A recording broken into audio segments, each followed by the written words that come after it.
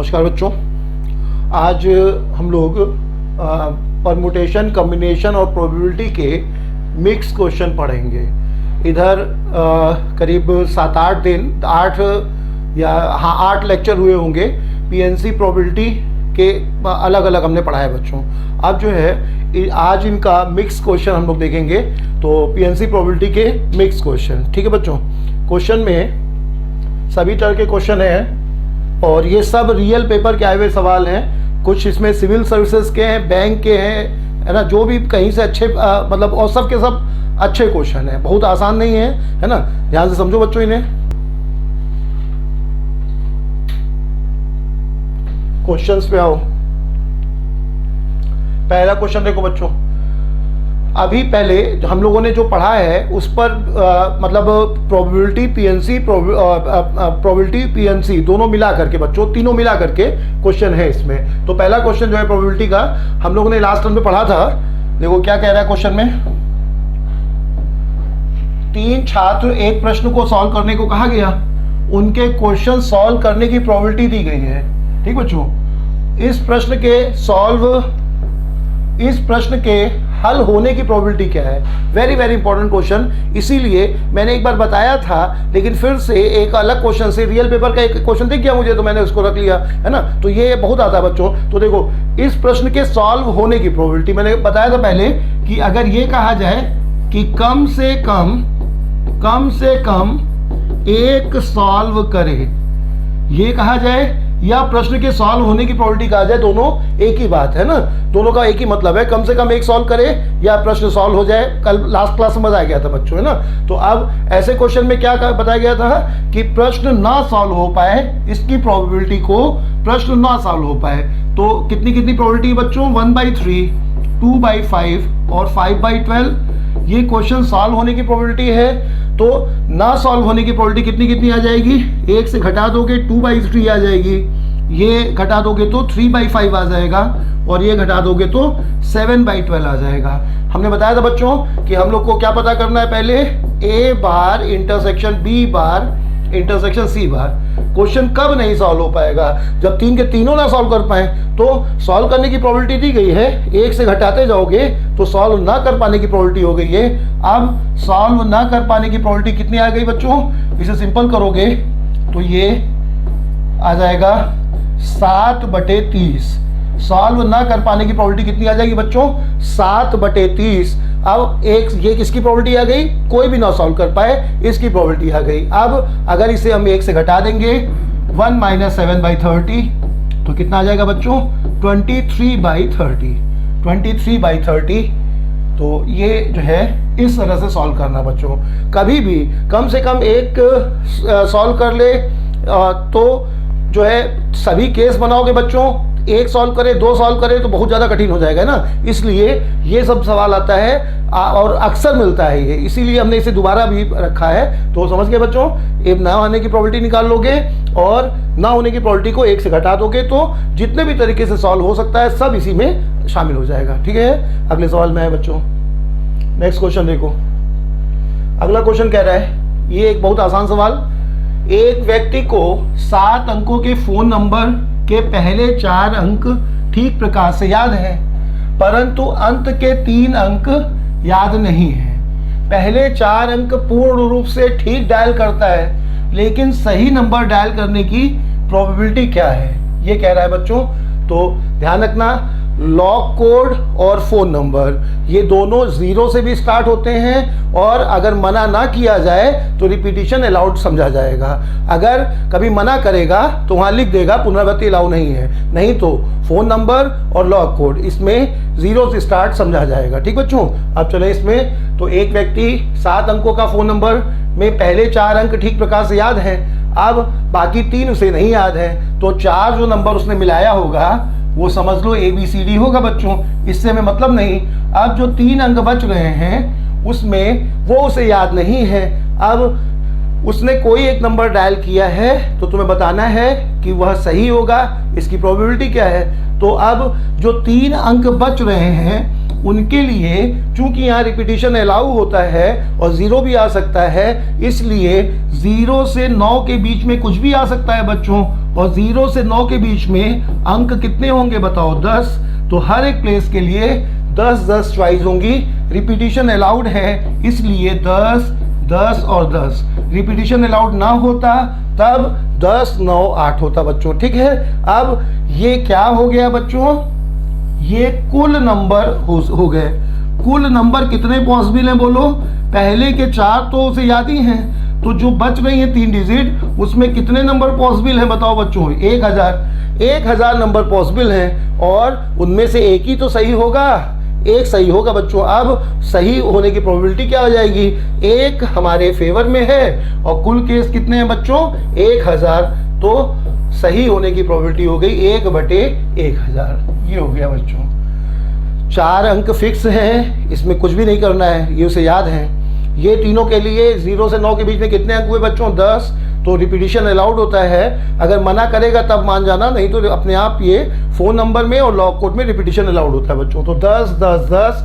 अब 1000 कुल जो है ऑप्शन हो सकते हैं, उन 1000 में एक ही तो सही होगा बच्चों। तो हमारे पक्ष में एक तरीका है और कुल जो है 1000 है, तो 1/1000। अब बताओ बच्चों, ये सवाल जो है परमुटेशन का ही तो सवाल हुआ। परमुटेशन में अगर ये सवाल पूछता तो क्या कहता है? कितनी संख्याएं बन सकती हैं? तो आंसर क्या हो जाता है? 1000। और प्रोबेबिलिटी में अगर बन गया तो ये प्रोबेबिलिटी पूछ ली उसने, है ना? वही सवाल है बच्चों। इसके आगे चलें। सब ये पेपर के ही सवाल है बच्चों, एक एक सवाल पेपर का ही है ना?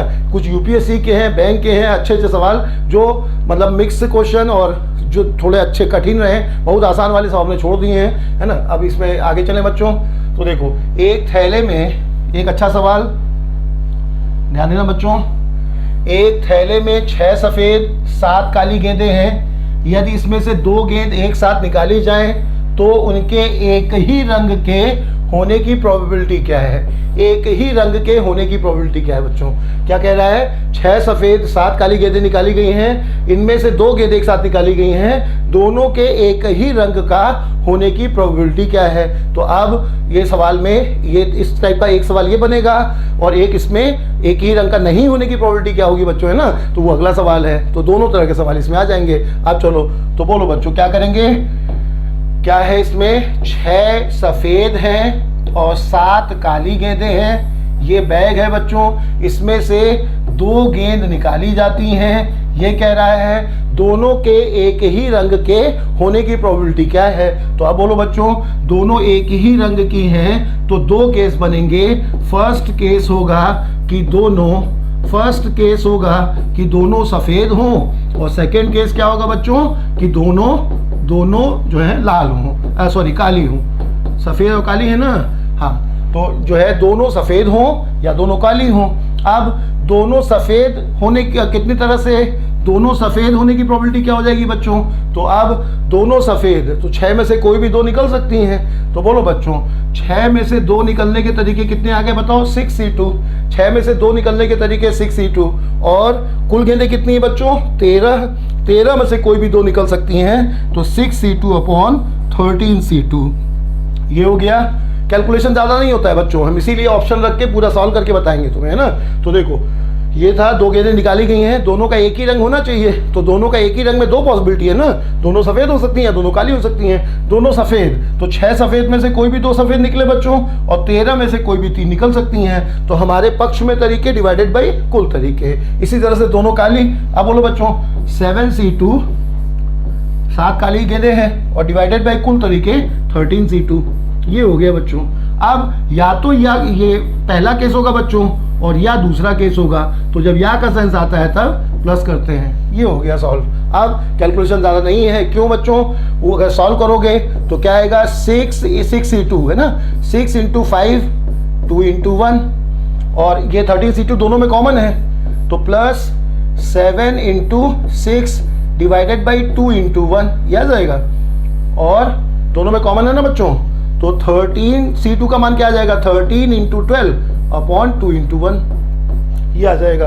अब 2 × 1 कैंसिल हो जाएगा, बस ये आंसर बन गया बच्चों।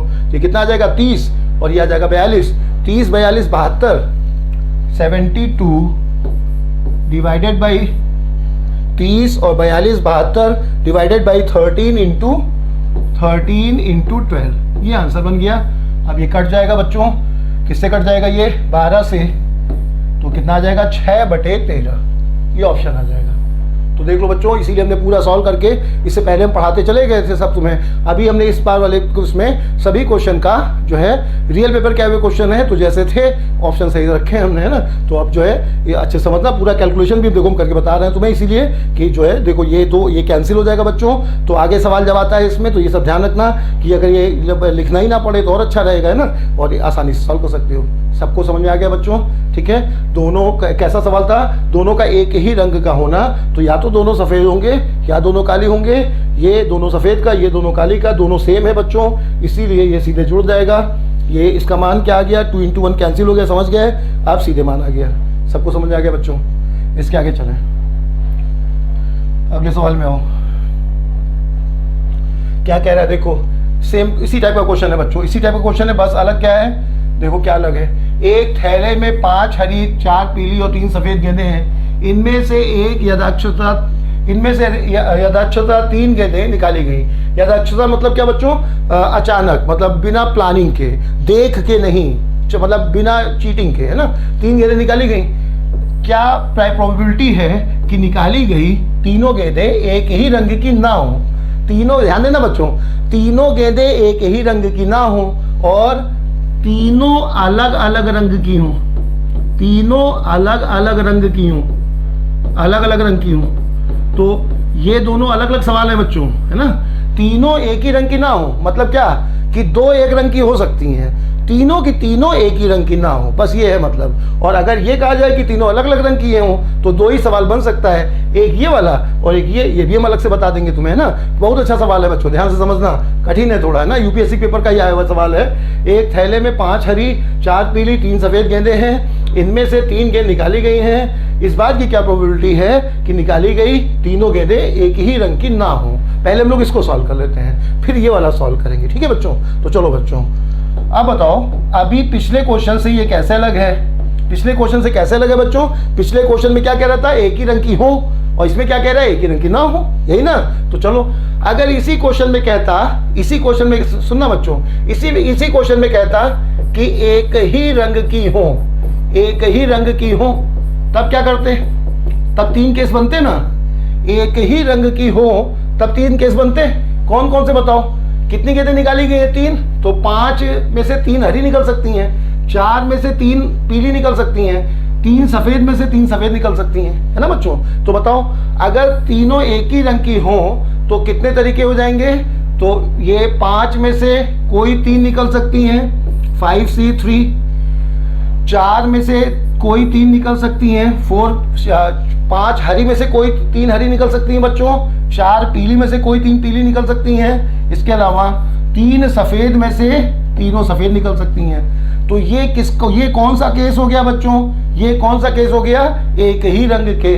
अब बताओ, अगर हम कुल केस में से एक ही रंग वाले केस हटा दें, एक ही रंग के केस हटा दें, तो क्या आ जाएगा बच्चों, जो एक ही रंग का ना हो का केस आ जाएगा ना। बोलो, याद करो, सभी लड़के एक साथ ना बैठे तो क्या बताया गया था बच्चों, कुल में से एक साथ बैठने वाला हटा देते थे, वही तरीका।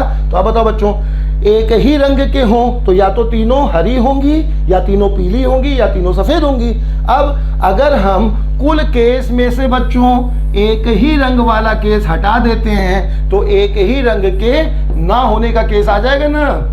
तो अब कुल केस कितने हो जाएंगे बच्चों, तो ये कितनी गेंदें हैं बताओ, 12, 5, 4, 9, 3, 12, तो 12 में से कोई भी 3 निकल सकती हैं। अब बताओ बच्चों, ये कुल केस हो गए, इसमें से क्या घटा दें बताओ, इसमें से क्या घटा दें बच्चों, ये एक साथ एक रंग का होने वाला केस हटा दें। अब बताओ बच्चों, कुल केस में से एक रंग का केस अगर हटा दोगे तो तीनों एक रंग के ना होने का केस आ जाएगा। अब ये हो गया क्या बच्चों, हमारे पक्ष में डिवाइडेड बाई कुल तरीके कितने हैं बच्चों, 12C3, ये हो गया। फिर से समझो क्या करेंगे बच्चों, कुल केस कितने बताओ, 12C3, उसमें से एक रंग वाले केस समझ गए ये कैसे आया? जैसे इससे पहले वाले सवाल में तीनों के तीनों हरी या तीनों की तीनों पीली या तीनों की तीनों सफ़ेद, ऐसे हो जाएगा।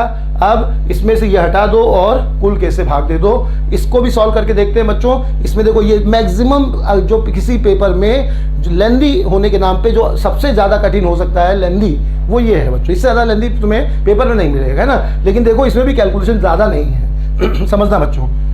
12C3 अलग से निकाल लो। जब वैल्यू ज़्यादा हो ना तो लिखो नहीं, हम देखो कैलकुलेट करके बता रहे हैं, इसीलिए हमने सब ऑप्शन से पूरा प्रॉपर सॉल्व करके बता रहे हैं बच्चों, है ना। जिससे कि तुम्हें पेपर में भाई सब करना है तुम्हें। शुरुआत के हमने सभी में खाली बताते चले गए, अब सॉल्व करके बता रहे हैं ना। तो 12C3 कितना आ जाएगा बच्चों? 12, 11, 10 डिवाइडेड बाई 3, 2, 1, 6 से कट जाएगा 22, 220 आ जाएगा। ये आ जाएगा बच्चों। 12C3 का मान कितना आ जाएगा? 6 से कट जाएगा ना, ये 220 आ जाएगा। अच्छा 5C3 तो 5C3 को क्या लिख सकते हो? 5C3 से भी निकाल सकते हो, लेकिन 5C2 लिख दोगे तो और आसान हो जाएगा ना। 5 में से 3 घटा दो, आधे से अधिक है ना, याद है ना। अब 5 × 4 अपॉन 2 × 1 करोगे, कितना आ जाएगा बच्चों? 5C3 का मान 10 आ जाएगा, ये 10 आ जाएगा। इसी तरह से 4C3, तो 4C3 तो बहुत आसान हो गया बच्चों। 4C3 को क्या लिख दोगे? 4C1, 4C1 का मान 4 आ जाएगा, ये आ गया। और 3C3 तो 1 आएगा। अब बोलो बच्चों, आप बताओ, कैलकुलेशन ज़्यादा नहीं है। ये कितना आ गया बताओ? ये है 220, पूरा कैलकुलेशन करके बता रहे बच्चों। ये कितना है बताओ 220, और ये कितना है? तो अब इसे देखो क्या करोगे। तो 220 ये है बच्चों। 220 में से इसको जोड़ोगे तो ये कितना आया? 15 आया। 15 हटा दोगे और डिवाइडेड बाई 220 करोगे, ये हो गया बच्चों। देखो कैलकुलेशन ज़्यादा नहीं है, थोड़ा सा बस इतना, ये अलग से निकाल करके और तब रख दो, आसानी सॉल्व हो गया ना। तो आप बताओ कितना आ जाएगा बच्चों? ये 205/220, 5 से कट जाएगा तो ये आ जाएगा 41/44, 41/44। ठीक है बच्चों, कैलकुलेशन समझ गए ना। पहले ये बार ये वाला सवाल पूरा समझ गए, अब ये वाला सवाल समझो। अगर ये कहता तीनों अलग अलग रंग के हों, है ना, तब ये जल्दी से दोबारा सुन लो। तीनों केस बताओ बच्चों। अगर ये कहता कि तीनों की तीनों एक ही रंग के हो, तब क्या करते? तीनों के तीनों एक ही रंग के हो, तब क्या करते? तब ये ना रखते, ये बटे ये कर देते ना। बोलो तीनों एक ही रंग का, समझ गए ना। अच्छा अब तीनों के तीनों एक ही रंग के ना हो, तब ये हो गया बच्चों, ठीक है ना। और अगर तीनों के तीनों अलग रंग के हों, तब क्या करोगे? अब देखो बच्चों, तीनों के तीनों अलग रंग के हों तो 5, 4, 3, 5, 4, 3 ये है बच्चों। और अब क्या कह रहा है क्वेश्चन में? तीनों के तीनों अलग रंग के हों। अब बताओ बच्चों, तो अगर इसमें मतलब वापस नहीं रखा जा रहा है गेंद को, तब बोलो बच्चों बहुत आसान हो जाएगा। तीनों अलग रंग के हों, कितनी गेंदें बताओ? कुल मिला के 12। तो पहली गेंद का पहली कौन से रंग की है? पहली देखो हरी है, फिर पीली है, फिर सफ़ेद है। तो पहली गेंद के हरी निकलने की प्रोबेबिलिटी कितनी आ जाएगी बच्चों? 5/12 ये हो जाएगा। दूसरी गेंद के पीली निकलने की प्रोबेबिलिटी कितनी आ जाएगी? ये 4 है, लेकिन गेंदें 12 नहीं रह गई हैं, गेंदें कितनी हो गई हैं? 11, ये हो जाएगा। इसी तरह से तीसरी गेंद के जो भी कलर है उसकी निकलने की प्रोबेबिलिटी क्या आ जाएगी? 3 और ये गेंदें अब 10 हो गई हैं, तीनों का मल्टीप्लाई कर दोगे, ये आंसर हो गया। ये कब आंसर हो जाएगा बच्चों? ये जब कहा जाए तीनों गेंदें अलग अलग रंग की हों। अलग अलग रंग की कब होंगी? जब पहली एक रंग की हो, दूसरी दूसरे रंग की हो। हरी पीली, कौन कौन सा रंग है बच्चों? हरी पीली और सफ़ेद। तो क्या होगा? पहली हरी हो, दूसरी पीली हो, तीसरी सफ़ेद हो। पहली हरी होने की प्रोबेबिलिटी 5 कुल गेंद कितनी है? 12। अब एक गेंद निकल गई है तो गेंदें 12 नहीं बची, कितनी बची? 11। और पीली तो उतनी ही ना बच्चों, तो इसकी दूसरी वाली क्या निकलने की प्रोबेबिलिटी? 4/11। और फिर ये वाला इस तरह से। तो ये जो है हमने यहाँ पे C1 वगैरह का इस्तेमाल क्यों नहीं किया बच्चों? क्योंकि एक निकाला जाए, NC1 का मान क्या होता है? NC1 का मान n होता है बच्चों, इसीलिए जो है यहाँ पर हमने सीधे यहाँ पे, तुम चाहो तो ऐसे करो 5C1/12C1, तो इसमें टाइम लगेगा ना। तो जब एक अगर निकालना जाए तब सीधे ये लगा दिया करो। अच्छे से आ गया बच्चों, ठीक है। क्या क्या पढ़ा? एक देखो वही जो है परमुटेशन और कॉम्बिनेशन के क्वेश्चन को प्रोबेबिलिटी में कन्वर्ट कर करके पूछा जा रहा है, ठीक है ना बेटा। खाली नाम प्रोबेबिलिटी का है क्वेश्चन, आत्मा तो परमुटेशन कॉम्बिनेशन की है। जबरदस्त क्वेश्चन देखो बच्चों, बहुत बढ़िया क्वेश्चन है ना। 2 पासों को एक साथ फेंकने पर उनमें आने वाले अंकों का अंतर 1 होने की प्रायिकता क्या है? आने वाले अंकों का अंतर 1 होने की प्रायिकता क्या है? क्या सवाल है बच्चों? 2 डाइस को एक साथ फेंका गया है, उस पे जो अंक आ रहे हैं उनका अंतर 1 होने की प्रोबेबिलिटी क्या है? तो बोलो बच्चों, 2 डाइस के केस में कुल केस कितने होते हैं? 2 डाइस में कुल केस 36 होते हैं, कुल केस 36 होते हैं बच्चों।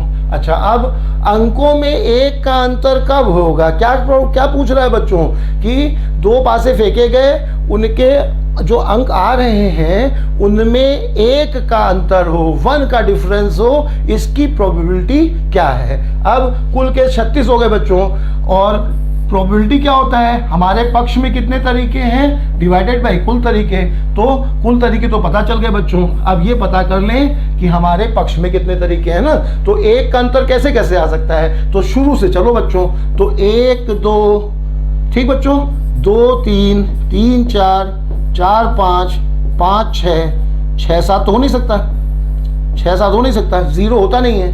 अच्छा, ये हो गए बच्चों, 1 2 2 3 3 4 4 5 5 6। अब इनकी पलट भी तो होगी, तो ये 2 1 भी तो हो सकता है, इसी तरह से 3 2 हो सकता है। तो एक तरफ के जोड़ लो, फिर उसका डबल कर दो। अब ये लिखना नहीं होता है बच्चों, एक तरफ का जोड़ लो, फिर उसका डबल कर दो। 1 2 होगा तो 2 1 भी हो सकता है। तो बोलो बच्चों, 1 2 2 3 3 4 4 5 5 6 इतने केस हो सकते हैं। 6 7 7 होता ही नहीं है, 0 1 0 होता नहीं है। तो 5 और ये 5 10 केस हमारे पक्ष में है, और कुल केस कितने हैं बच्चों? 36। तो आंसर कितना हो गया? 5/18। सबको समझ आ गया बच्चों? 5/18। कुल केस कितने हैं? 36। और ये जो है इसमें क्या क्या है? 1 2 2 1 2 3, समझ गए बच्चों? ये लिख लो, उसका 10 डबल कर दो, ठीक है। तो 10 केस हमारे पक्ष में है और कुल केस 36 हैं। तो अंकों में 1 का अंतर आने की प्रोबेबिलिटी कितनी आ गई बच्चों? 5/18। अगले क्वेश्चन में हूं,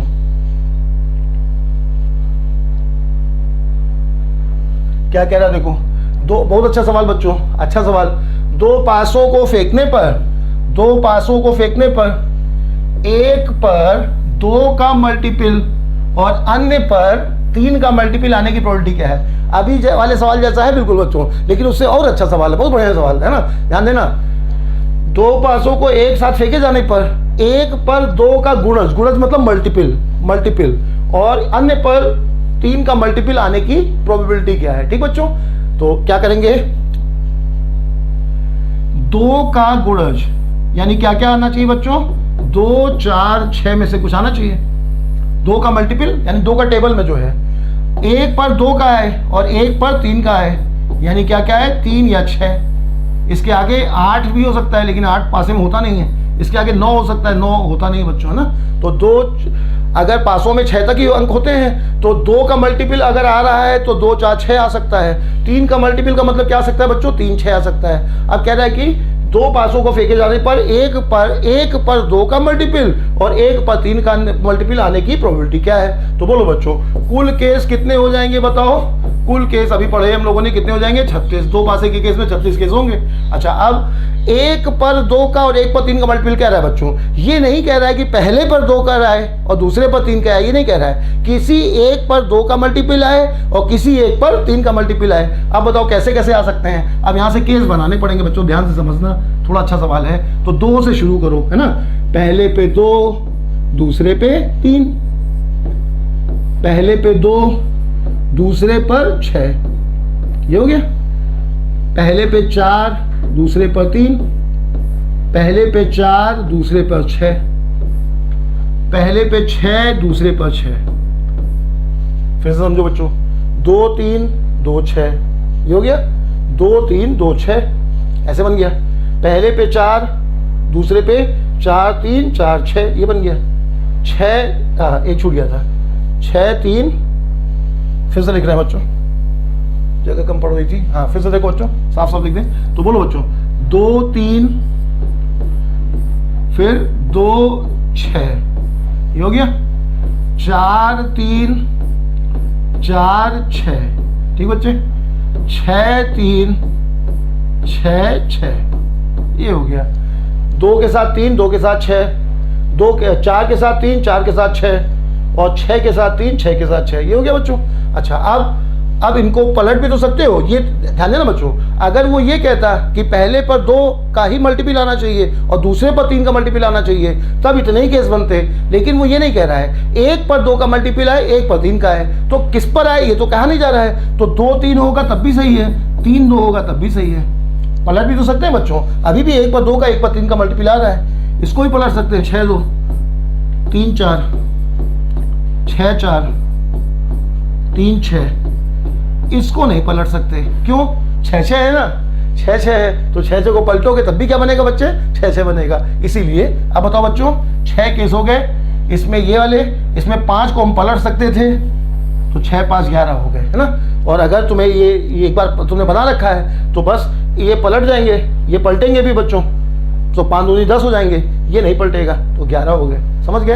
अब हमारे पक्ष में कितने हैं बच्चों? 11। कुल केस कितने हैं? 36, तो 11/36 ये आंसर हो गया। ठीक बच्चे, 2 4 6, दूसरे पर 3 6, अब पहले पे 2 दूसरे पे 3, पहले पे 2 दूसरे पे 6, ये बन गया। पहले पे 4 दूसरे पे 3, 4 6 6 3 6 6। अगर वो ये कहता कि पहले पे 2 का मल्टीपल आए और दूसरे पर 3 का है, अगर ये कहता तब इतने ही केस होते बच्चे, तब क्या होता? 6/36। लेकिन वो क्या कह रहा है? 1 पर 2 का मल्टीपल, 1 पर 3 का मल्टीपल, इसलिए ये सब पलट भी दिए जाएंगे। ये वाला क्यों नहीं पलटा गया बच्चों? क्योंकि 6 6 को पलटोगे तब भी 6 6 ही आएगा। ठीक ना, ये हो गया। तो 11 केस हमारे पक्ष में है, कुल केस 36 है। ठीक है, सबको समझ आएगा बच्चों? इसके आगे चलें। सब के सब अच्छे पेपर के आए हुए सवाल है ना, और रिपीट होते हैं, हम इसलिए कह रहे हैं रिपीट होते हैं बच्चों।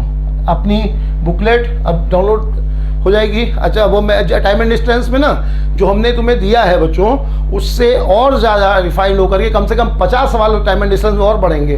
वो हम जो हम यहाँ पढ़ा रहे हैं वो सब उसमें ऐड होंगे, तब जाके किताब और अच्छी कठिन बन जाएगी, है ना। टाइम एंड डिस्टेंस बाकी सबका आजकल में हम तुम्हें पूरा डाउनलोड करके एक ये खत्म कर देंगे, सिंप्लीफिकेशन अगला टॉपिक शुरू करेंगे, है ना, और उधर रेशियो शुरू करेंगे। अभी तो इसमें पूरा ये ट्रेन बोर्ड पूरा करने के बाद, है ना बच्चों, और हर एक का वो टॉपिक लगातार लिख रहे हैं मतलब पूरा। समझ लो इस समय भी लॉकडाउन के जब क्लास ऑन थी तब भी मेरा वर्किंग आवर 15-16 घंटे था, अभी भी वैसे ही है ना, क्योंकि हम वो वैसे ही लिखने वाला काम हम तुम्हें पूरा, क्योंकि लॉकडाउन कभी भी खत्म हो जाएगा तो इसीलिए लिखने वाला काम धड़ाधड़ कर रहे हैं ना। बढ़िया तुम्हें देंगे लिख के, है ना। तुम लोग को नोट्स बनाने के तुम लोग बनाए नहीं, तो हम बना दे रहे हैं। बहुत अच्छा सवाल बच्चों, बहुत ही अच्छा सवाल है ना, बहुत अच्छा सवाल। और यहाँ पे ये समझो कि जो बड़ी बड़ी ऑर्गेनाइजेशन जो होती हैं वो अपना लॉग कोड कैसे बनाती हैं, जरा सुनना बच्चों। इस सवाल से पहले एक छोटा सा सवाल देखो, जैसे जल्दी बताना बच्चों। अगर जैसे मोबाइल सबने रिचार्ज किया है बच्चों, मोबाइल के रिचार्ज में 16 अंक होते हैं ना, 16 अंक ही होता है बच्चों। अच्छा, 16 अंक ही है, उसमें सब में 1 2 3 4 लिखा होता है ना। तो अब बताओ, अगर तुमसे वो नंबर मिस हो जाए, तो कई बार हमें अपना याद है कि जब रिचार्ज कूपन में एक आध बार मन हुआ कि लाओ ऐसे ही 16 डिजिट ट्राई करके देखें, कॉल लगी जाए, है ना। तो जानते हो कितने केस बन जाएंगे? 16 डिजिट क्यों बनाया गया है? क्योंकि अगर तुम उसमें फेक ट्रायल करोगे तो कुल केस जो होंगे वो 10 की पावर 16 होंगे बच्चों। जिंदगी खत्म हो जाएगी नंबर डायल करते करते, है ना। 10 की पावर 16 केस होंगे। क्यों? क्योंकि हर डिजिट के लिए 10-10 ऑप्शन है बच्चों। हर डिजिट में 0 से 10 तक कुछ भी हो सकता है, 0 से 9 तक सॉरी, तो 10-10 ऑप्शन है हर एक के लिए ना, और 16 अंक ही है, तो 10 की पावर 16 हो गया। तो इसीलिए जो जितना जो मतलब कठिन लॉक कोड होगा वो ज्यादा अंकों का होगा। अच्छा, और देखो बच्चों, और अच्छा का कोई लॉक कोड बनाए तब कैसा करेगा? तब देखो इस तरह का बना दे, जैसे मान लो 4 अंकी है लेकिन 2 में अल्फाबेट लिखा हुआ है, A to Z लिखा हुआ है, 2 में A to Z लिखा हुआ है और यहां पर अंक है, तब ये और जबरदस्त बनेगा। तो जो नासा वगैरह के जो बहुत अच्छे मतलब जिनका हैक हो जाए तो तबाही हो सकती है, ऐसे लोग 10-10 डिजिट के अंक लॉक कोड बनाते हैं और उसमें हर अंक में हर प्लेस पर कुछ अलग लिखा होता है। कहीं अंक होता है, कहीं जर्मन होता है, कहीं फ्रेंच होता है, तो वो बहुत ही ज़्यादा कठिन हो जाता है। कंप्यूटर के लिए भी उसे हैक कर पाना लगभग असंभव हो जाता है ना। ये वाला तो एक बार कंप्यूटर हैक कर सकता है, लेकिन इसमें जब ये अल्फ़ाबेट जुड़ने लगेगा और जब ये भी ना क्लियर हो कि अल्फ़ाबेट कहाँ है, तब और कठिन हो जाएगा बच्चों, है ना। क्योंकि क्यों कठिन हो जाएगा, सवाल से देखो, सवाल में यही कहा गया है। ध्यान देना बच्चों, हम इस सवाल को 5 मिनट लगेगा समझाएंगे अच्छे से, और ये भी यूपीएससी के पेपर का है वो सवाल है, सॉल्व करते हैं, अच्छे समझना। देखो क्या कह रहा है सवाल में, सुनो। एक संकेत शब्द में पहले अंग्रेजी वर्णमाला के 2 अक्षर, फिर उसके बाद 1 और 9 के बीच के 2 विशिष्ट पुनरावृत्ति अलाउ नहीं, यहाँ पे दे दिया गया है बच्चों। नहीं तो लॉ कोड में क्या होता है, पुनरावृत्ति अलाउ होती है, यहाँ पे दिया गया है लॉ अलाउ नहीं है ना। हम दोनों से बता देंगे तुम्हें, अलाउ हो तब पहले ये बता दें, फिर अलाउ होना बता देंगे, ठीक ना। तो चलो बच्चों, तो पुनरावृत्ति अलाउ नहीं है, और उदाहरण दिया गया है जैसे ये है बच्चों। तो इस तरह के कितने संकेत हो सकते हैं, मतलब कुल मिला के इनकी कहानी छोड़ो। अब ये बताना, ये क्वेश्चन में कहा जा रहा है कि 4 डिजिट का 4 प्लेस का एक लॉ कोड बनाना है, जो कैसा होना चाहिए बच्चों, पहले 2 अक्षर अंग्रेजी वर्णमाला के होने चाहिए, जैसे यहाँ है, ये दोनों अंग्रेजी वर्णमाला के होने चाहिए बच्चों, है ना। और अंतिम 2 अक्षर कैसे होने चाहिए, वो अल्फाबेटिकल होने चाहिए, है ना। 1 2 3 4 होना चाहिए। और साथ में क्या कह रहा है बच्चों, पुनरावृत्ति अलाउ नहीं है। देखो एक लाइन में सवाल हो जाएगा, है ना। क्या सवाल है बोलो, समझ गए ना। 4 प्लेस हैं बच्चों, फर्स्ट, सेकंड, थर्ड, 4, और इसमें क्या रखना है बताओ, अल्फाबेट रखना है, और यहाँ पे कैसा रखना है, अंक रखना है, जैसा यहाँ है बच्चों, ठीक। अब पुनरावृत्ति अलाउ नहीं है, तो बोलो बच्चों, बिना पढ़ाए हमने खाली तुम्हें सवाल समझाया है। अब देखो, ज़्यादा अगर तुम शुरू से देख रहे हो बच्चों, तो अपने आप दिमाग में आ गया होगा ना, है ना। कैसे, देखो पुनरावृत्ति अलाउ नहीं है, तो बोलो यहाँ पे अल्फाबेट भरोगे, तो पहले प्लेस के लिए चॉइस कितनी हो गई बताओ, 26, है ना। ए से जेड तक कुछ भी हो सकता है, 26 चॉइस हो गई, अल्फाबेट भरना है ना बच्चों। बोलो ऐसे ही दूसरे प्लेस के लिए रिपीटिशन पुनरावृत्ति अलाउ नहीं है, तो आप कितनी चॉइस होगी बच्चों, 25 चॉइस होंगी। अगर अलाउ होती तो अभी बाद में देखते हैं। ये हो गया, तो 2 प्लेस हो गए बच्चों खत्म। ये किससे भर गया बताओ, अल्फाबेट से। अच्छा, अब क्या रह गया बताओ, अंक। तो अंक कितने हैं बताओ, 0 से 9 के बीच में, 0 से 9 के बीच में 10 अंक होते हैं बच्चों। तो 10 में पुनरावृत्ति अलाउ नहीं है, ध्यान रखना। तो इसका 10 हो जाएगा और इस प्लेस का 9 हो जाएगा, और ये हो गया आंसर। ये आंसर हो गया बच्चों, ये आंसर हो गया, है ना। ये कब होगा आंसर, जब पुनरावृत्ति अलाउ ना हो। इसे गुणा करके देख लो, शायद ये वाला आएगा 46,800, है ना बच्चों। तो ये हो गया कब, जब पुनरावृत्ति अलाउ ना हो। अच्छा, इसी सवाल में अगर पुनरावृत्ति अलाउ होता तब क्या होता बच्चों, सब लोग सोच लिए। पुनरावृत्ति अलाउ होता तब क्या होता बताओ, तब क्या होगा। इतने सवाल बता चुके हैं ना, क्या होगा बताओ। पहले प्लेस के लिए चॉइस 26, अगले प्लेस के लिए भी चॉइस 26, इस प्लेस के लिए चॉइस 10, इस प्लेस के लिए भी 10। पुनरावृत्ति अलाउ है तभी आंसर हो गया। सबको समझ में आ गया बच्चों। पुनरावृत्ति अगर रिपीटिशन अलाउड है, तब हर प्लेस के लिए चॉइस 26 होंगी ना, जितने भी अल्फाबेट होंगे, जो अल्फाबेटिकल प्लेस होंगे, और जितने भी डिजिट वाले प्लेस होंगे, सबके लिए चॉइस 10 बनी रहेगी। समझ गए बच्चों। तो रिपीटिशन अलाउड में ये होगा, रिपीटिशन नॉट अलाउड में ये होगा। यहाँ पे रिपीटिशन नॉट अलाउड का केस है। सबको समझ में आ गया बच्चों, इसके आगे चला। समझ गया ना बच्चों, बढ़िया सवाल था ये, सब अच्छे सवाल है, आज सबके सब आए हुए सवाल हैं। अपने नोट्स में जोड़ना उसे, है ना। अंक 0 2 5 7 से, बहुत अच्छा सवाल बच्चों, बहुत अच्छा सवाल, है ना। ये जो हमने बताया गया था, इसके बीच में संख्या, है ना, इस टाइप का, इससे बड़ी संख्या होनी चाहिए, है ना, वो ही वाला टाइप का सवाल है। लेकिन बहुत अच्छा क्यों है, क्योंकि हमने ये अभी नहीं बताया है। जब देखो क्या सवाल है, क्यों अच्छा है। हमने बड़ी से बड़ी संख्या वाला सवाल आसान होता है बच्चों, छोटी छोटी संख्या वाला कठिन होता है। क्यों कठिन होता है, जरा देखो, मजा आएगा। क्या कह रहा है, अंक 0 2 5 7 से 1000 से छोटी कितनी विषम संख्याएं बन सकती हैं, जबकि अंकों का दोहराव मान्य है। पूरा फिर से बताना है बच्चों, किसका किसका इस्तेमाल करना है बताओ, 0 2 5 7, इन 4 अंकों का इस्तेमाल करना है। और संख्या कैसी बनानी बताओ, 1000 से छोटी और विषम, ऑड होना चाहिए, 1000 से छोटी होनी चाहिए। बढ़िया सवाल।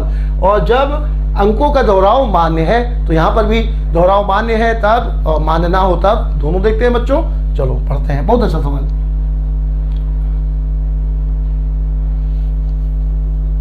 हाँ, अब बताओ बच्चों, क्या सवाल है बच्चों। सबसे पहले बताओ, उपलब्ध अंक कौन कौन से हैं, 2 4 0 2 5 7। क्या बनाना है बताओ? 1000 से छोटी संख्या बनानी है, 1000 से छोटी संख्या बनानी है। और कैसी बनानी है बच्चों? ऑड बनानी है। 1000 छोटी होनी चाहिए और ऑड होनी चाहिए, और जबकि अंकों का रिपीटिशन अलाउ है। ठीक बच्चों, अब बताओ 1000 से छोटी और ऑड नंबर बनाना है, रिपीटिशन अलाउड है। तो 1000 से छोटी संख्या, एक अंकीय संख्या जो होंगी वो भी बच्चों 1000 छोटी होंगी, वो तो सब होंगी। 2 अंकों की जो संख्या होंगी, 3 अंकों की जो संख्या होंगी, ये सभी कैसी होंगी बच्चों? जब ये इसमें 1000 में 4 अंक है ना, तो 1 अंकी, 2 अंकी, 3 अंकी संख्याएं कैसी होंगी बताओ? 1000 छोटी होंगी। अब यही तुम्हें निकालना, 1000 छोटी, और जैसे ही 4 अंक में आएगी, जैसे ही 4 अंक में आएगी तो 1000 से तो बड़ी हो जाएगी ना, क्योंकि 4 अंक की तो सबसे छोटी संख्या ये है। तो 3 अंक तक की संख्या 1 अंक की होगी तब, 2 अंक की होगी तब, 3 अंक की होगी तब 1000 छोटी होगी। अब इनके इस्तेमाल से 1000 से छोटी यानी ये संख्याएं ऑड बनानी है बच्चों, है ना। अब चलो ध्यान देना बच्चों, तो इसको लेकर के 1 अंकी बनानी है बच्चों। तो 1 अंकी कौन कौन सी बन सकती है बताओ? 0, तो 0 ध्यान रखना बच्चों इवन होता है, तो 0 और 2 तो आएगा नहीं, तो 5 और 7 दो ही संख्याएं बन सकती हैं। तो 1 अंकी संख्या कितनी बनी बच्चों? 2 बनी। सब लोग समझ गए कौन कौन सी? 5 और 7। 2 अंकी संख्या कितनी बन सकती है बच्चों? तो 2 अंकी संख्या, आप ध्यान देना बच्चों, यहाँ इस प्लेस के लिए हमें ऑड बनाना है, रिपीटिशन जो है अलाउड है। तो बोलो बच्चों यहाँ पर कितनी चॉइस हो गई बताओ? इस प्लेस के लिए कितनी चॉइस हो गई? इस यहाँ पे ऑड नंबर बनाना है, तो ऑड के लिए 5 और 7 ही तो आ सकता है ना। तो यहाँ पर चॉइस कितनी हो गई बताओ? 2 हो गई। सब लोग समझ गए बच्चों? 5 या 7 में से अगर 0 या 2 आएगा तब तो इवन बन जाएगा ना, हमें ऑड बनाना है, तो 5 या 7 में से कोई आ सकता है, तो 2 चॉइस यहाँ हो गई। और यहाँ पे सेकंड प्लेस में दहाई के स्थान पे कितनी चॉइस हो गई बच्चों? तो यहाँ पे 2 अंकी बना रहे हो, तो यहाँ 0 नहीं आ सकता, 0 नहीं आ सकता ना। अगर 0 आ जाएगा तब बताओ बच्चों, तब वो 1 अंकी होगा, 1 अंकी हम लोग लिख चुके हैं ना। तो 2 अंकी बनाना है, तो यहाँ 0 नहीं आना चाहिए। तो क्या क्या आ सकता है? रिपीटिशन अलाउड है, तो 2, 5, 7 में कुछ भी आ सकता है। तो यहाँ पर इस प्लेस के लिए चॉइस कितनी होंगी बच्चों? 3 होंगी। सब लोग समझ गए? अब कुल चॉइस कितनी हो जाएंगी? 6। 2 अंकी संख्या कितनी बन जाएगी बच्चों? 6। फिर से सुनो जल्दी से, 2 अंकी संख्या इस प्लेस के लिए चॉइस बोलो बच्चों कौन कौन सी है बताओ? 5 और 7, ये 2 चॉइस है। क्यों? ऑड बनाना है। इस प्लेस के लिए चॉइस 4 क्यों नहीं है? 3 ही क्यों है? रिपीटिशन नॉट ए रिपीटिशन, तो इसमें क्या है ना, मान्य बच्चों, तो 0 नहीं आ सकता। 0 आएगा तो 1 अंक की संख्या बनेगी, इसीलिए यहाँ पे चॉइस 3 हुई, 4 नहीं हुई। अब 3 गुणे 2 6 हो गया, ये समझ गए? 3 अंक की संख्या कितनी बनेंगी बच्चों? तो 3 अंक की संख्या देखो, तो बोलो बच्चों इस प्लेस के लिए चॉइस तो अभी भी क्या होंगी बताओ? 2 होंगी ना, ऑड नंबर आएगा यहाँ पे, तो यहाँ चॉइस 2 होंगी। लेकिन इस प्लेस के लिए चॉइस कितनी होगी बच्चों? तो पहले की तरह 0 नहीं आ सकता। क्यों? 3 अंक की संख्या बनानी है, तो यहाँ कितनी चॉइस होंगी? यहाँ की तरह 3 चॉइस होंगी। इनटू इस प्लेस के लिए चॉइस कितनी होंगी? ये वाले प्लेस के लिए बताओ बच्चों, तो ये वाले प्लेस के लिए 4 चॉइस होंगी। हो सकती है ना। क्यों? यहाँ पे तो ऑड होना जरूरी है, 5 या 7 में से कोई होगा। यहाँ पर 0 नहीं हो सकता बच्चों, तो बोलो बच्चों यहाँ पे चॉइस कितनी हो गई? 3 हो गई। लेकिन यहाँ पर कुछ भी नंबर आ सकता है, रिपीटिशन अलाउड है, तो यहाँ 4 में चारों में से कोई भी आ सकता है। तो बोलो बच्चों 3 अंक की संख्या कितनी बन जाएगी? 4 या 12 दूनी 24। अब बोलो बच्चों, अब 4 अंक की जो बनेंगी वो कैसी होंगी बताओ? वो 1000 से बड़ी हो जाएंगी। अब 1000 छोटी संख्या कितनी होगी? 24, 6 30 और 2 32। 32 संख्याएं हमारे पक्ष में है बच्चों, 32 संख्याएं हमारे पक्ष में है। और ये क्या पूछ रहा है इसमें? अच्छा यही पूछ रहा है, प्रोबेबिलिटी नहीं पूछ रहा है, सिर्फ यही पूछ रहा है कि कितनी संख्या है। सबको समझ आ गया बच्चों? फिर से समझा रहे हैं, और रिपीटिशन नॉट अलाउड का केस भी बता रहे हैं, ठीक है ना। जल्दी से दोबारा सुनो। 1 अंक की संख्या 1000 छोटी ये बन सकती है, लोग समझ गए? सब लोग समझ गए बच्चों? 1 अंक की संख्याएं 2 ही बनेंगी, कौन कौन सी बताओ? 5 या 7। 0 और 2 तो नहीं बनेंगी, तो 1 अंक की संख्या कितनी बनी बताओ? 2 बनी। 2 अंक की संख्या कितनी बनी बच्चों? तो इस प्लेस के लिए इकाई के अंक पे 5 या 7 आ सकता है, तो 2 चॉइस हो गई। रिपीटिशन अलाउड है, तो इस प्लेस पे 0 के अलावा बाकी कोई भी आ सकता है, तो 0 को छोड़ करके 3 संख्या हुई। ठीक बच्चों? 3 अंक की संख्या में यहाँ पे 5 या 7 में से कोई आएगा, यहाँ पर 0 नहीं आएगा तो 3 चॉइस हुई, लेकिन यहाँ पे कोई भी आ सकता है, तो चॉइस कितनी हो गई? 4। सब लोग समझ गए बच्चों? अब यही क्वेश्चन और अच्छे से आ जाएगा बच्चों, बहुत अच्छे से आ जाएगा अगर तुम इसी क्वेश्चन को दोबारा देखो। और रिपीटिशन नॉट अलाउड का केस है ना, रिपीटिशन नॉट अलाउड का, ये मिटा दे रहे हैं हम। रिपीटिशन नॉट अलाउड का केस हो तब आ जाओ बच्चों, रिपीटिशन नॉट अलाउड, यही सवाल है, यही सवाल है, रिपीटिशन नॉट अलाउड का केस है ना। अब बताओ बच्चों, तो 1 अंक की संख्या तो वही बनेगी, बोलो कौन कौन सी? 5 और 7। तो 1 अंक की संख्या में कोई परिवर्तन नहीं हुआ। सब लोग समझ गए बच्चों? 2 अंक की संख्याएं बोलो, तो यहाँ पर इस प्लेस के लिए 2 चॉइस हो गई, इन्हीं दोनों में से कोई होगा, ठीक है। यहाँ पर बोलो बच्चों जीरो नहीं आ सकता, और जो आ चुका है कोई एक नंबर आया होगा 5 या 7 में से, तो जो आ चुका है वो भी नहीं आ सकता। तो अब यहाँ पे जीरो भी नहीं आ सकता, एक नंबर और कम हो जाएगा बच्चों। तो चॉइस पहले 3 लिख रहे थे हम लोग यहाँ पे, अब यहाँ क्या लिखेंगे बच्चों, 2 लिखेंगे। समझ गए? यहाँ पे जीरो नहीं आ सकता था पहले, खाली रिपीटिशन अलाउड था तो 3 लिखा था हम लोगों ने। अभी क्या लिखेंगे बच्चों, जीरो नहीं आ सकता, साथ में जो नंबर यहाँ आ चुका है वो भी नहीं आ सकता क्योंकि रिपीटिशन नॉट अलाउड है। ठीक है, आप समझ गए बच्चों? तो ये हो गया। ऐसे ही 3 अंक की संख्या लिखोगे तो यहाँ के लिए चॉइस कितनी हो गई, 2। इस प्लेस के लिए चॉइस कौन सी बच्चों, तो जीरो नहीं आ सकता, साथ ही साथ जो यहाँ पे आ चुका है, जो यहाँ पे आ चुका है बच्चों वो नहीं आ सकता। तो अब बताओ बच्चों, इस प्लेस के लिए चॉइस 2 हो गई, और इस प्लेस पर अब बताओ बच्चों 2 अंक आ चुके हैं, यहाँ पर ये दोनों नहीं आएंगे और जीरो यहाँ आ सकता है, तो 2 जो आ चुके हैं खाली वही दोनों नहीं आएंगे, 4 में से 2 कम हो जाएंगे बच्चों, तो यहाँ के लिए चॉइस 2 हो जाएंगी। तो अब बोलो बच्चों कितनी चॉइस हो जाएंगी, 1 अंक की संख्या 2 बनेंगी, 2 अंक की 4 बनेंगी, और 3 अंक की 8 बनेंगी। तो अब कुल अंक संख्या कितनी आ जाएंगी बोलो बच्चों, 14 संख्याएं आ जाएंगी। ये हुआ अगर रिपीटिशन नॉट अलाउड का केस होगा। जल्दी से दोबारा ये वाला केस दोबारा सुन लो बच्चों, ये समझ गए ना? यहाँ पे 5 या 7 में से कोई एक आ सकता है, यहाँ पर 2 चॉइस हो गई, यहाँ पर 2 चॉइस क्यों हुई, जीरो नहीं आ सकता और जो यहाँ आ चुका है वो नहीं आ सकता, तो 5 4 में से 2 कम हो गया, 2 चॉइस बची। यहाँ पर बोलो बच्चों 5 और 7 में से कोई एक आ सकता है, ये हो गया। यहाँ पर जो है जीरो नहीं आ सकता और जो यहाँ आ चुका है वो नहीं आ सकता, तो यहाँ के लिए 2 चॉइस हो गई। और इस प्लेस के लिए अब बताओ बच्चों, जो यहाँ आ चुका है और जो यहाँ आ चुका है वो नहीं आ सकता, जीरो यहाँ आ सकता है, तो जो 2 चॉइस यहाँ के लिए हो गई। तो अब ये हो गया, अगर रिपीटिशन नॉट अलाउड का केस होता तब ये आंसर होता, रिपीटिशन अलाउड है तो जो हमने बताया। सब लोग समझ गए बच्चों? अगले सवाल में आए। आसान सवाल, बहुत आसान सवाल, ये अभी तक के सवालों में सबसे आसान सवाल बच्चों। क्या है देखो, पढ़ो जरा। एक ग्राहक एटीएम के 4 अंकों का संकेत कोड भूल जाता है, लेकिन उसको याद है कि 3 5 6 9 थे। सही संकेत कोड पाने के लिए अधिकतम कितने प्रयास करने की आवश्यकता होगी? क्या है बच्चों? देखो सवाल नया है आसान, नया है इसीलिए तो इससे बताना है ना। जो उस समय बता चुके हैं उससे, उसमें से कुछ ही सवाल कॉमन होंगे, बाकी सब नए हैं। जो छूट रहे थे सब हैं बच्चों, है ना, पेपरों से आए हुए, जो उसमें जो हम बता चुके हैं वो सब पहले ही आ चुके हैं, जो बच रहे थे वो हमने इधर कवर कर लिए। ठीक है, अब चलो देखो। एक ग्राहक एटीएम में 4 अंकों का एक संकेत कोड भूल जाता है, ठीक बच्चों। उसे याद है कि 3 5 6 9, मतलब संख्या क्या थी ये नहीं याद है, लेकिन ये याद है कि जो अंक शामिल थे उसमें वो 3 5 6 9 शामिल था। 4 अंक उसे याद हैं, यही चारों शामिल थे। ये नहीं याद है कि मतलब 35 था कि 53 था। समझ गए ना बच्चों? तो अब ये आसान सवाल हो गया। क्यों?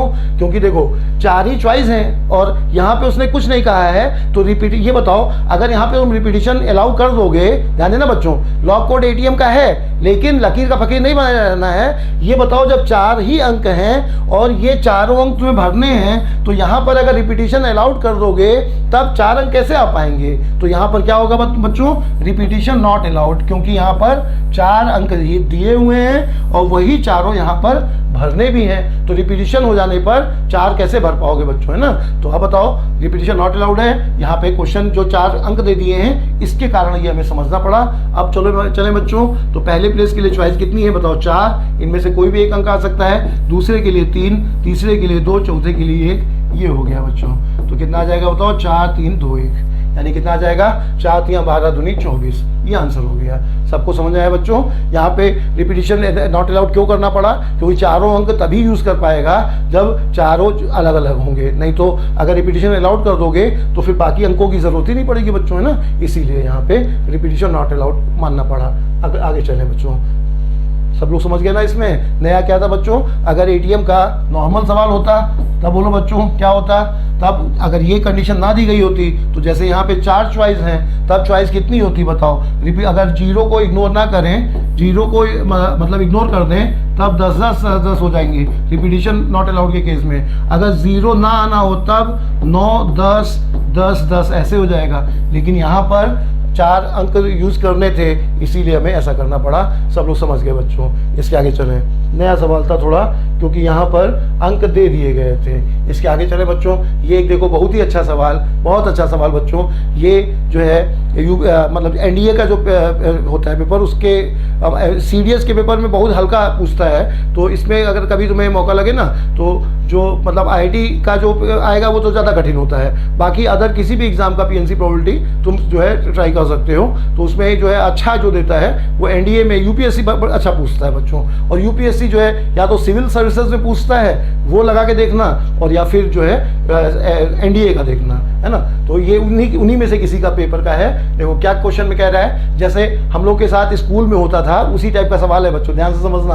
देखो एक परीक्षा कक्ष में ध्यान देना बच्चों, बहुत अच्छा सवाल है। क्या कह रहा है इसमें कि एक परीक्षा कक्ष में कुर्सियों की 4 पंक्तियां हैं, 4 पंक्तियां हैं, प्रत्येक पंक्ति एक दूसरे के पीछे, प्रत्येक पंक्ति में एक दूसरे के पीछे 8 कुर्सियां हैं। परीक्षा की 2 कक्षाएं हैं और प्रत्येक कक्षा में 16 विद्यार्थी हैं, परंतु 2 संलग्न पंक्तियों में एक ही कक्षा के लोग नहीं होने चाहिए।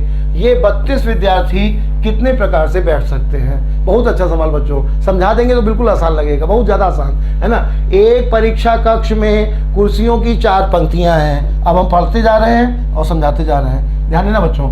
एक परीक्षा कक्ष में कुर्सियों की 4 पंक्तियां हैं, ऐसे कुर्सी रखी हैं 4, ठीक, ऐसे 4 कुर्सी रखी हैं, 4 पंक्तियां हैं। अच्छा, प्रत्येक पंक्ति में एक दूसरे के पीछे 8 कुर्सियां हैं। आप जैसे स्कूल का माहौल बिल्कुल बन गया, देखो ये है ना, 8 कुर्सियां हैं, ऐसी 8 कुर्सियां एक दूसरे के पीछे रखी हैं। अच्छा, ऐसे ही सब में है बच्चों, ऐसे ही सब में है, इसी तरह से कुर्सियां सब में है, ठीक है। अच्छा, आप देखो 8 कुर्सियां हैं। परीक्षा की 2 कक्षाएं हैं, 2 कक्षाएं इसमें हैं, प्रत्येक कक्षा में 16 विद्यार्थी हैं। 2 कक्षा है बच्चों, और प्रत्येक कक्षा में कितने कितने विद्यार्थी हैं बताओ? 16 विद्यार्थी हैं। अच्छा, तो 16 32 विद्यार्थी कुल हैं। बहुत अच्छा सवाल है, बहुत आसान है बच्चों, है ना। तो 2 कक्षाएं हैं, दोनों में 16 विद्यार्थी हैं। अच्छा, क्या कह रहा है? तो परंतु 2 संलग्न पंक्तियों में एक ही कक्षा के छात्र नहीं हो सकते। 2 संलग्न मतलब अगल बगल की, कॉन्जिक्यूटिव, है ना, कॉन्जिक्यूटिव अगल बगल की, सटी हुई, है ना बच्चों। इनमें एक ही क्लास के लोग नहीं हो सकते। ये 32 विद्यार्थी कितने प्रकार से बैठ सकते हैं? आप पूरी इस बात समझो। मास्टर जी आए, मास्टर जी ने ऐसे कहा बच्चों ऐसे 4 पंक्ति लगा लो, है ना। ये जो 2 कक्षा है, मान लो समझ लो कक्षा 6 है, कक्षा 7 है, ऐसे है बच्चों। तो मास्टर जी ने क्या दिमाग लगाया कि ये जो 16 बैठाए जाएं, इनमें 8 यहाँ बैठे, तो 8 यहाँ ना बैठे, है ना, यहाँ बैठे, गैप हो जाए ये यहाँ। इसी तरह से ये वाले जो बैठे वो यहाँ पर और यहाँ पर बैठे। बात समझ रहे हो बच्चों? मतलब ये जो 16 बच्चे हैं, अगर ये अगल बगल बैठेंगे तो नकल होने लगेगी ना, नकल होने लगेगी। इसीलिए मास्टर जी ने दिमाग लगाया। उन्होंने क्या किया कि एक में, जैसे ये मान लो ये जो है, ये एक क्लास है बच्चों, है ना, और दूसरी क्लास जो है वो ये है। अब उन्होंने क्या किया, एक बार तो ये वाली क्लास बना दी, ये वाली क्लास बच्चों, एक क्लास ऐसे बना दी और एक क्लास में इस तरह से बना दिया, मतलब अल्टरनेट क्लास लगा दी उन्होंने। अब तुमसे पूछ रहा है कितने तरह से बैठाए जा सकते हैं, तो आप बताओ बच्चों, इन 16 बच्चों में कैसे बैठाना है कि 8 इधर बैठाने हैं, तो अगले में दूसरे वाले ये वाले 8 बैठाने हैं, है ना। तो इनको जो बैठाना है वो इनके बगल वाले को छोड़ करके तब बैठाना है, ऐसा कहा गया है बच्चों। अब तुमसे कह रहा है कितने तरह से बैठ सकते हैं। क्वेश्चन सब लोग समझ गए ना बच्चों?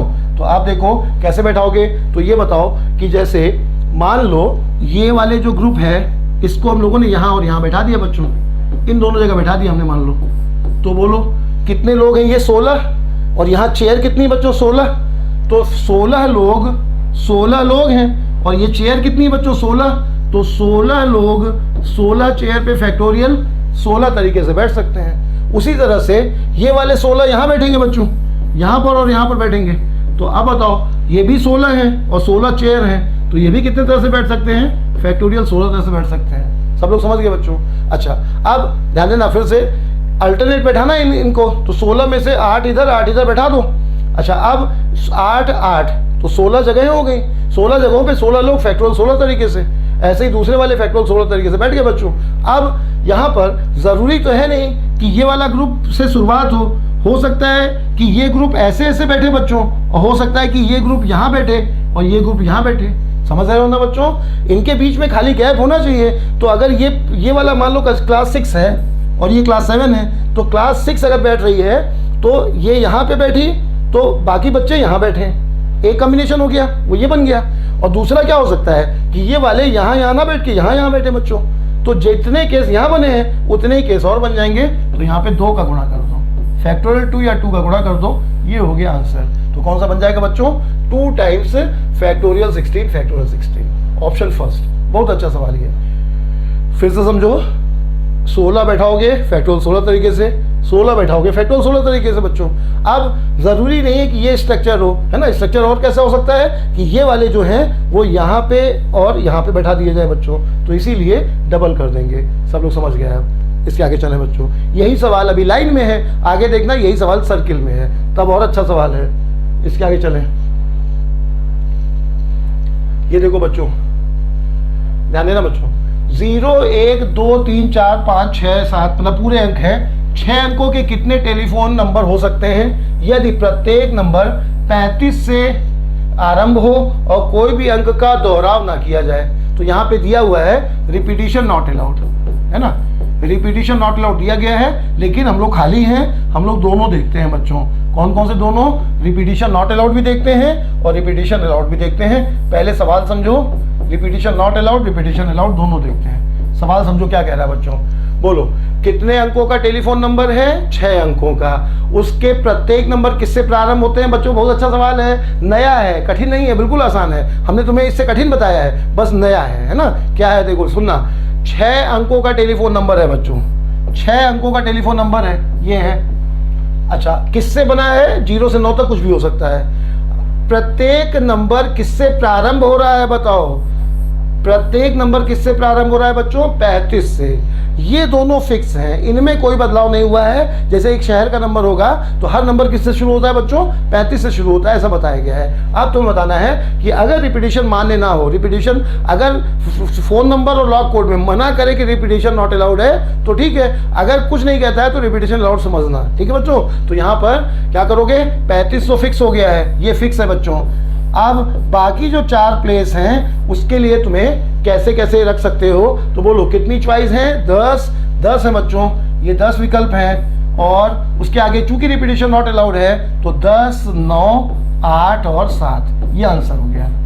अगर रिपीटिशन नॉट अलाउड होगा बच्चों तब ये आंसर हो जाएगा, और अगर ये सवाल होता रिपीटिशन अलाउड है तब क्या होता बच्चों, तब हर प्लेस के लिए चॉइस 10 होती, तब और आसान होता, 10 10 10 यानी 10 की पावर 4 हो जाता। हमने दोनों सवाल बता दिया, रिपीटिशन अलाउड होगा तब, रिपीटिशन नॉट अलाउड होगा तब। 35 फिक्स है बच्चों, तो इसमें इसका कोई रोल नहीं है, ये तो फिक्स हो गया। अब खेल कितने अंकों का होगा, 4 का, और इसमें 0 से 9 तक कुल अंक कितने हैं, 10 हैं। कोई भी आ सकता है क्योंकि ये पहला अंक तो है नहीं, है ना, तो इसीलिए 10 9 8 7 ये हो गया बच्चों। ये है मतलब टेलीफोन कुल, और ये रिपीटिशन अलाउड होगा तब ये हो गया। सबको समझ आ गया बच्चों। अगले सवाल में हो,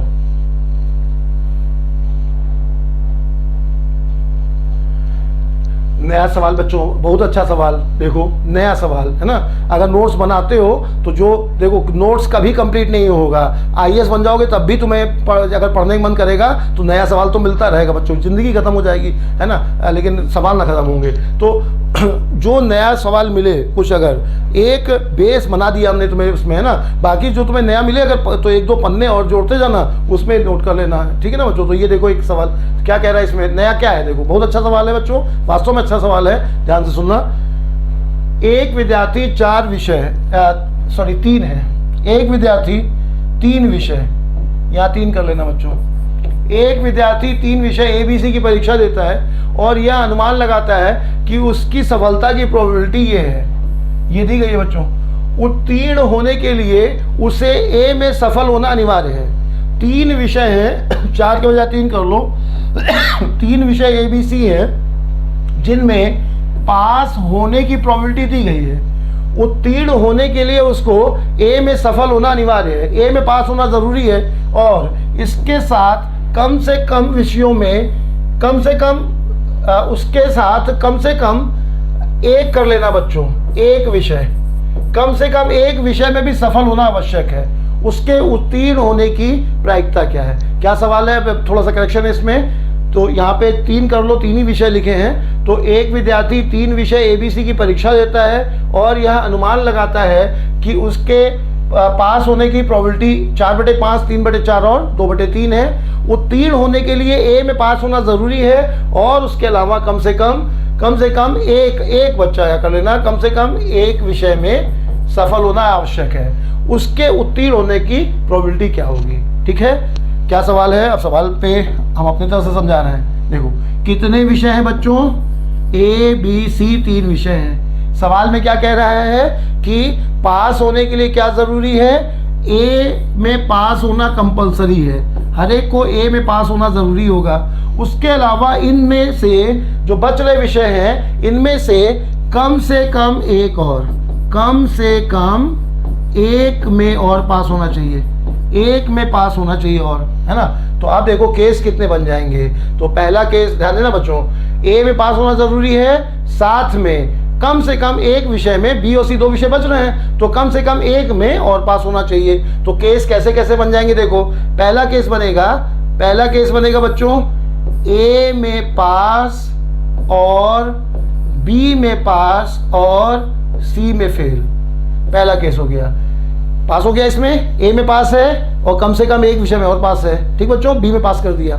ऐसे ही दूसरा केस क्या बनेगा कि A में पास है, A में तो पास होना ज़रूरी है। अच्छा, पहली बार किस में पास कराया तुमने? B में, C में फेल था, अब कि B में फेल करा दो। तो B में फेल है और किस में पास है बच्चों? C में पास है, तो अभी भी पास हो गया। A में पास होना चाहिए, B में पास है, C में फेल है। तो बोलो बच्चों, एक A में पास और कम से कम एक में पास होना चाहिए। ये केस हुआ, ये केस हुआ। अब कम से कम एक में पास होना ज़रूरी है ना, तो इसका मतलब तीनों में पास होगा तभी तो पास माना जाएगा। तो A में पास होना ज़रूरी है, साथ में B और C, बाकी दोनों में भी अगर पास होगा तभी पास माना जाएगा बच्चों। अब या तो ये होगा या ये होगा या ये होगा, तो बीच में कैसा निशान आएगा बच्चों? प्लस आएगा। अब सॉल्व कर लो। तो और ये इंडिपेंडेंट इवेंट होंगे। इंडिपेंडेंट इवेंट में क्या होता है बोलो? इंडिपेंडेंट इवेंट में प्रोबेबिलिटी का मल्टीप्लिकेशन, प्रोबेबिलिटी का इंटरसेक्शन उनके मल्टीप्लिकेशन के बराबर होता है। तो बोलो बच्चों क्या लिखोगे इसमें? ये जो आ जाएगा, अगले पेज बता दे रहे हैं हम इसे, ये जो है इसको लिख के दोबारा समझा दे रहे हैं। तो बोलो बच्चों क्या करेंगे? A में पास होना ज़रूरी है, तो या तो B में पास हो जाए, एक केस हो गया बच्चों, या फिर C में पास हो जाए और या फिर तीनों में पास हो जाए। तो ये कंडीशन में पास होगा। अब इनकी प्रोबेबिलिटी क्या क्या है देखो। तो प्रोबेबिलिटी जो है 4/5, 3/4 और 2/3, 4/5, 3/4 और 2/3, 4/5, 3/4 और 2/3, ये है बच्चों। तो अब ये इंडिपेंडेंट इवेंट है, तो A का ये कि इसकी प्रोबेबिलिटी कितनी आ जाएगी? Probability of A into probability of B into probability of C बार, ये आएगा बच्चों। तो अब यहाँ से A कितना आ जाएगा बताओ? 4/5, A कितना आ जाएगा? 4/5, B कितना है बच्चों? 3/4 और C बार 1 से घटा दोगे ना 2/3 को, तो C बार कितना आ जाएगा? 1/3 आ जाएगा। 1 से 2/3 घटाओगे तो 1/3 आ जाएगा। इसी तरह से A कितना है बच्चों? 4/5 है। B कितना है बोलो? B बार है आपकी, तो 1 से घटाओगे इसे तो 1/4 आएगा। और C है यहाँ पर, तो C कितना है बताओ? 2/3 है। इसी तरह से तीनों पास हैं, तो कितना आ जाएगा बोलो बच्चों? 4/5, 3/4 और 2/3। ये हो गया बच्चों सॉल्व। कैलकुलेशन ज़्यादा नहीं है, बस इतना ही है। थोड़ा सा मतलब और सवालों से ज़्यादा है, लेकिन बहुत ज़्यादा नहीं है ना। क्या है देखो सवाल, फिर से समझो बच्चों। A में पास होना ज़रूरी है और कम से कम एक में और पास होना ज़रूरी है ना। तो A क्या क्या केस बन जाएंगे? A में और B में पास है, C में फेल है, A में C में पास है, B में फेल है और तीनों में पास है। ये 3 केस बन गए। अब इसे सॉल्व कैसे करोगे? ये इंडिपेंडेंट इवेंट है ना बच्चों, क्योंकि अलग अलग एग्जाम हो रहे हैं, किसी में पास होना फेल होना आपस में संबंधित नहीं है, इसलिए इंडिपेंडेंट है। अब इसमें A B और जो बार है उसे 1 से घटा के ऐसे सॉल्व कर लोगे।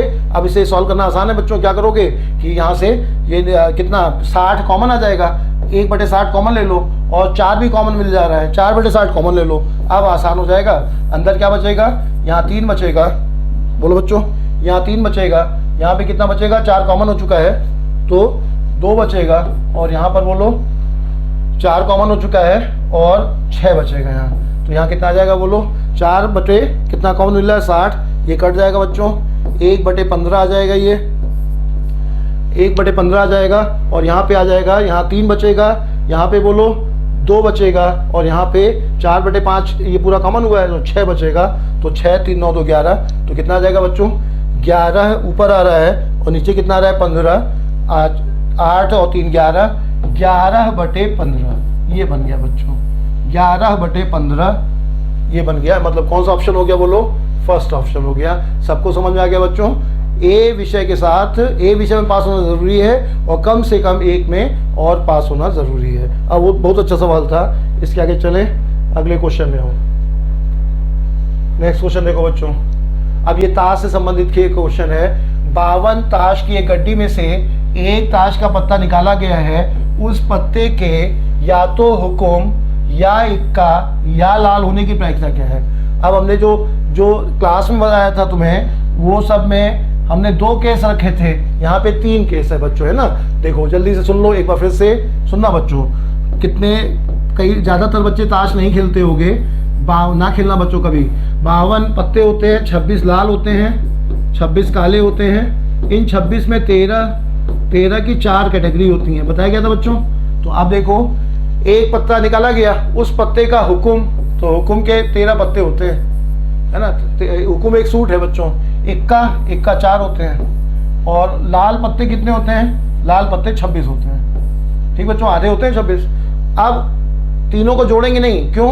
देखो ये इक्के जो 4 होते हैं, ये जो इक्के 4 हैं, इनमें 2 तो यहाँ शामिल है ना, 2 यहाँ शामिल हो गए बच्चों। लाल पत्ते में 2 लाल इक्के भी तो होते हैं, तो 2 यहाँ शामिल हैं। और एक चिड़ी वाला काला होता है ना, चिड़ी काले रंग का होता है, तो चिड़ी में एक शामिल हो जाएगा। तो एक इक्का यहाँ आ गया, 2 इक्के यहाँ आ गए, पहले से शामिल हैं। अब क्या करोगे? तो 26 लाल ले लिए तुमने, 13 चिड़ी के ले लिए, तो इक्के तो 3 अपने आप आ गए ना, 2 इसमें आ गए, 1 इसमें आ गया, एक इक्का खाली बचा, वो और जोड़ दो। तो इतने कार्ड हमारे पक्ष में है। सब लोग समझ गए बच्चों? ये बोलो, ऐसे समझो तो ऐसे ठीक है, नहीं तो किताब में ऐसे लिखा होता है 26 4 13 माइनस का 3, एक ही बात है ना। हम इसे ज़्यादा अच्छा समझ सकते हैं। देखो 26 13 पूरे उठा लो, 26 जो लाल हैं उसमें 2 इक्के आ गए हैं, हर है ना, 2 इक्के इसमें आ गए हैं। और 13 जो चिड़ी के हैं वो काले होते हैं, उसमें एक इक्का आ गया है। तो बोलो बच्चों, 3 इक्के यहाँ से कम हो गए। तो अब 3 इक्के कम हो गए यहाँ से, तो एक इक्का बचा, वो जोड़ दो। तो हमारे पक्ष में कितने जो हो गए बोलो बच्चों? 40 हमारे पक्ष में हो गए। 40 कार्ड हमारे पक्ष में हैं। और कुल कार्ड कितने होते हैं? 52। तो 40/52, 40/52 का मतलब कितना बच्चों? 4 से कट जाएगा 10/13, 10/13 ये हो गया बच्चों। सबको समझ में आ गया? बोलो बच्चों, सबको समझ में आ गया? ठीक है, चाहे ऐसे सॉल्व करो चाहे ऐसे सॉल्व करो। आगे चलें। ये एक आसान सवाल, बस इसमें जो है जानकारी दशमलव में दी है बच्चों, बस यही नया है आसान सवाल। एक हवाई जहाज को मार गिराने के लिए एक तोप एक बार से अधिक 4 गोलियां भागते हुए दुश्मन पर दाग सकती है।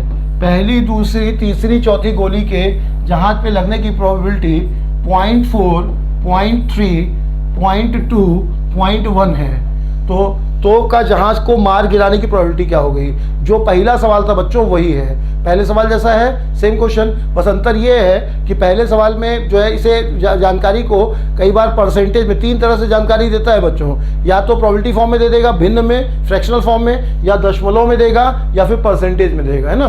तो ज़्यादा अच्छा रहेगा कि तुम इसे जो है फ्रैक्शनल फॉर्म में बदल दो।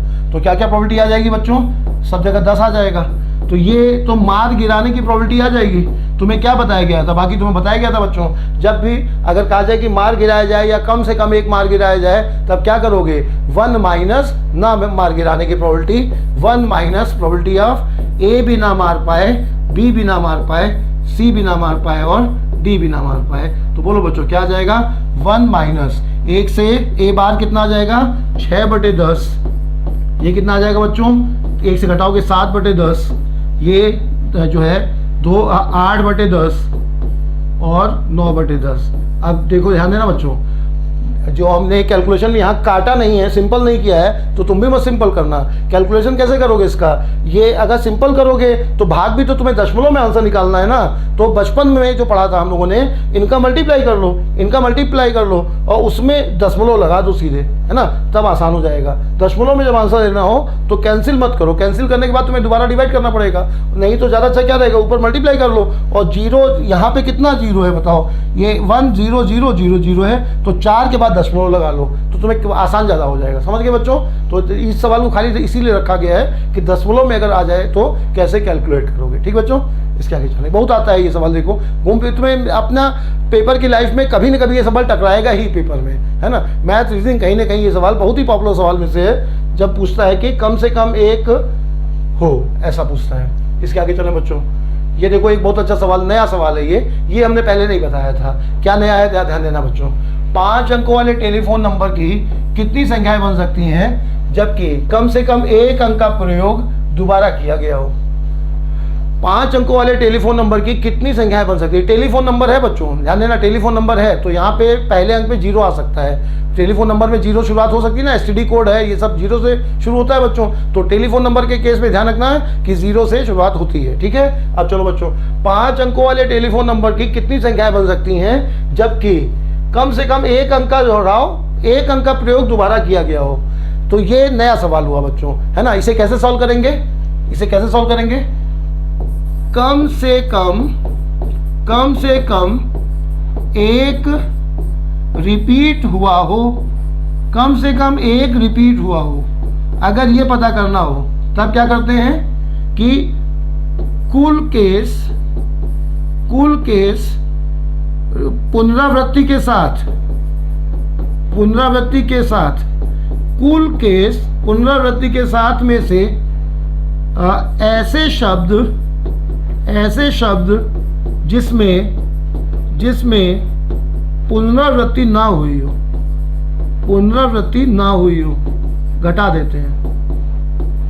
फिर से सुनो बच्चों, जब तुमसे ये केस हमने पहले नहीं बताया है, जब तुमसे कहा जाए कम से कम एक केस रिपीट हो, कम से कम एक अंक रिपीट हो, अगर कहता है कम से कम एक अंक रिपीट हो तब क्या करोगे, कुल केस पुनरावृत्ति के साथ जो कुल केस बनेंगे उसमें से ऐसे शब्द जिसमें पुनरावृत्ति न हुई हो घटा दोगे। तो पुनरावृत्ति न होने वाले शब्द जब घट जाएंगे बच्चों तब क्या बचेगा बताओ, जिसमें पुनरावृत्ति हुई हो, है ना। कुल शब्द जो है रिपीटिशन के साथ जो निकाल लो, उसमें से बिना रिपीटिशन वाले सभी शब्द हटा दो। अब जो बचेगा वो क्या होगा बच्चों, जिसमें कम से कम एक अंक रिपीट हुआ होगा। अब कैसे सॉल्व करोगे, तो बोलो बच्चों, कुल रिपीटिशन के साथ बच्चों रिपीटिशन अलाउड, और ये क्या है बताओ, repetition not allowed. Repetition allowed में से रिपीटिशन नॉट अलाउड हटा दोगे तो कम से कम एक रिपीट वाला केस आएगा।